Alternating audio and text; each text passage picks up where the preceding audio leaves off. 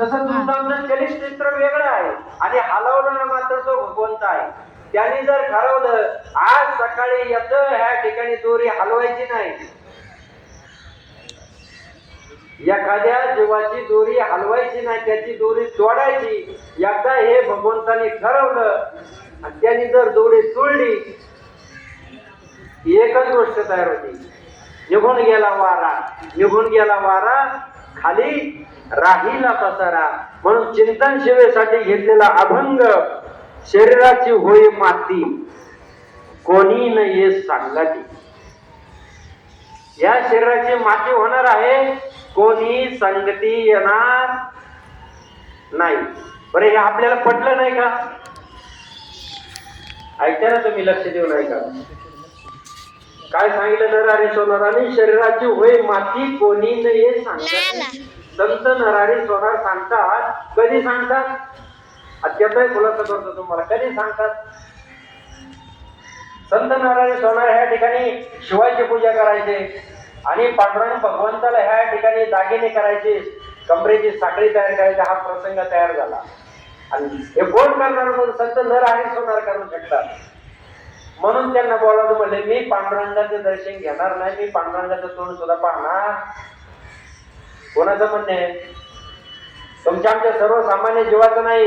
एक महान साधू, एक महान संत, संत नरहरी सोनार.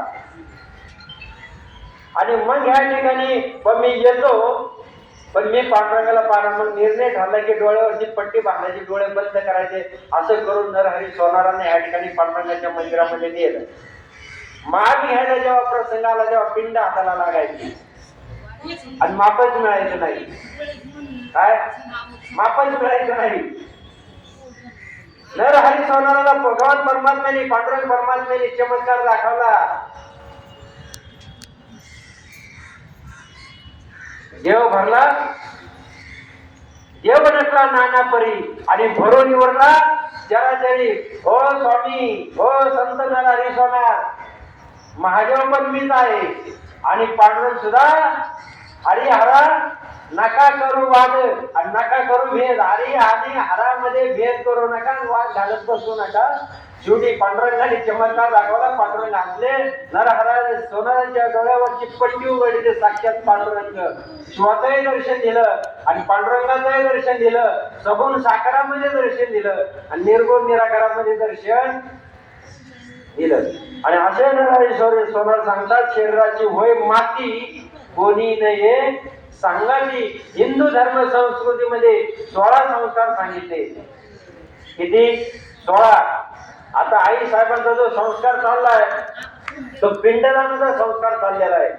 पिंडदान झाल्यानंतर 10व्याचा संस्कार. आता आपण 5व्या दिवशी घेतात, पण 10व्याच्या दिवशी नैवेद्य करायला लागते आणि करतातच.